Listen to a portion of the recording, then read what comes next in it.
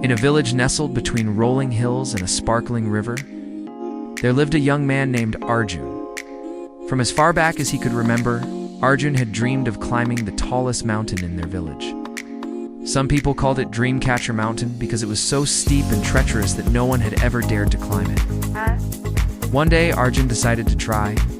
He began his journey with a mix of excitement and fear.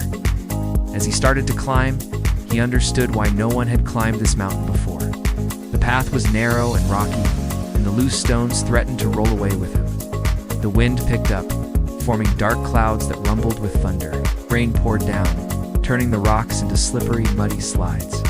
Arjun, soaked and exhausted, made it only halfway up the mountain before he was forced to turn back.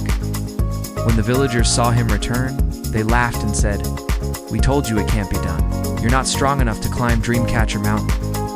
But Arjun felt a surge of confidence.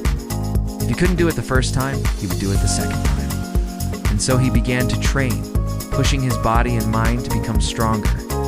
Then, a few weeks later, he started his climb again. This time, he made it further than before. But when he was just about to reach the top, he slipped and fell, injuring his leg.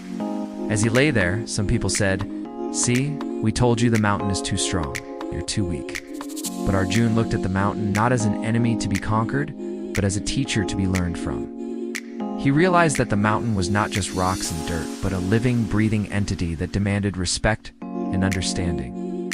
Slowly, with each attempt, Arjun learned more about the mountain. He discovered where the rocks were loose, where the path was narrow, where he could rest, but not lose his momentum.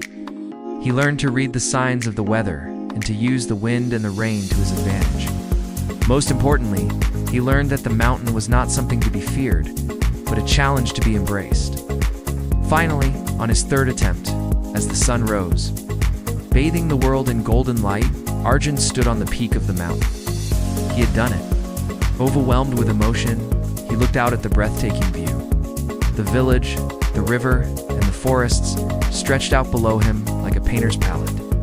In that moment, he realized that the true victory was not reaching the summit, but in refusing to stop climbing.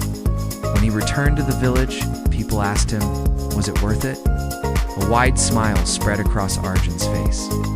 The victory, he said, wasn't reaching the top, it was refusing to stop climbing. And from that day on, whenever the people of the village faced their own challenges, they remembered Arjun's story and drew strength from his words.